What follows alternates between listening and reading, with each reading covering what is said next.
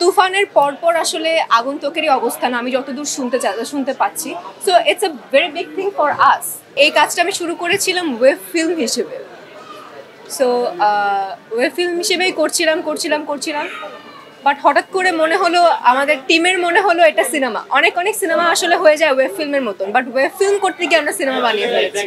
So সিনেমাটা হচ্ছে larger দেন life, cinema হচ্ছে একটা বিগ ক্যানভাস।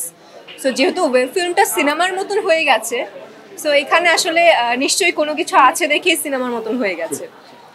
সো ভালো লেগেছে, গল্পটা অসাধারণ, এবং যারা কাস্টিংয়ে ছিল, শ্যামল ভাইয়া, মিলি বাসার ম্যাম, আরও অনেকেই ছিল। সো সব মিলিয়ে একটা, আমার কাছে মনে হয় একটা ফুল যেই সাইকো থ্রিলার মুভি বলা হয়, সে পুরো একদম সাইকো থ্রিলার মুভি একটা বলা চলে আগন্তুক। তো আগন্তুক আসলে দেখলেই বোঝা যাবে যে কেমন আমরা বানাতে চেয়েছি, কিংবা আদৌ কি বানাতে পেরেছি কিনা, কিংবা এখনকার বাংলাদেশি প্রেক্ষাপটে যায় কিনা, এটা আসলে দেখলেই বোঝা যাবে। উড়াধুরা মানেই শাকিব খান মানেই উড়াধুরা। তো উড়াধুরা হচ্ছে তুফানকে ঘিরে। তো তুফানের সবকিছুই আসলে অনেক বেশি উড়াধুরা, খুব ভালো লাগছে। এবং এই যে শুনছি হাউসফুল, তুফান এইদিকে টিকিট পাওয়া যাচ্ছে না, ওইদিকে টিকিট পাওয়া যাচ্ছে না। সব থেকে গর্বের বিষয় হচ্ছে যেটা বললো রাফি ভাইয়া, আমার কাছে গর্ব লাগে হচ্ছে আমার ফার্স্ট ডিরেক্টর। আমি নূরজাহান ফার্স্টে আমার রিলিজ হলো, আমার ফার্স্টে কিন্তু ডেবিউ হয় হচ্ছে পোড়ামন 2 দিয়ে। তো পোড়ামন 2 এর ডিরেক্টর কে? রায়হান রাফি। সো এই ব্যাপারটা আমি এত প্রাউড ফিল করি। সো আশা করছি তুফান 2, 3, 4, 5, 6 আমরা আবার দেখতে পাবো নাকি? ইনশাআল্লাহ। একদম, আমি তুফানও দেখবো।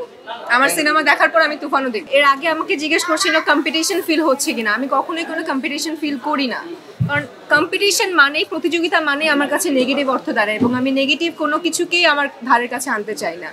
আমরা সুস্থ একটা পরিবেশ সৃষ্টি করি, এবং সেই পরিবেশের মধ্যে দিয়ে অনেক ভালো সিনেমা তৈরি করি, অনেক ভালো সিনেমা দর্শকদের উপহার দিই, এবং দর্শকদের বিশ্বাসের জায়গাটা অর্জন করি যে আমরাও ভালো সিনেমা বানাতে পারছি, এবং আমাদের বাংলা ইন্ডাস্ট্রিও অনেক বড় হচ্ছে।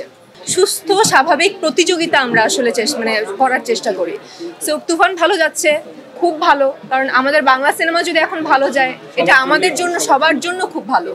তুফান ভালো যাচ্ছে, এরপরে আগন্তুক ভালো যাবে, এরপরে আরও যারা যেই সিনেমা আসবে, পরবর্তী যেই সিনেমা আসবে, সেই সিনেমাগুলো ভালো যাবে। সো এইটাতে আসলে কি হয়, আমাদের বাংলা সিনেমার যে প্রযোজক, তারা আসলে উৎসাহিত হয়, আচ্ছা বাংলা সিনেমা ভালো যাচ্ছে, তার মানে বাংলা সিনেমা ইনভেস্ট করা যায়।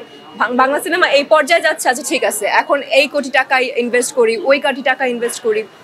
সো এইটা আসলে আমাদের জন্য পজিটিভ। সো এই জায়গা থেকে আসলে আমাদের কাছে মনে হয় বাংলা ছবি এখন ভালো যাওয়া উচিত।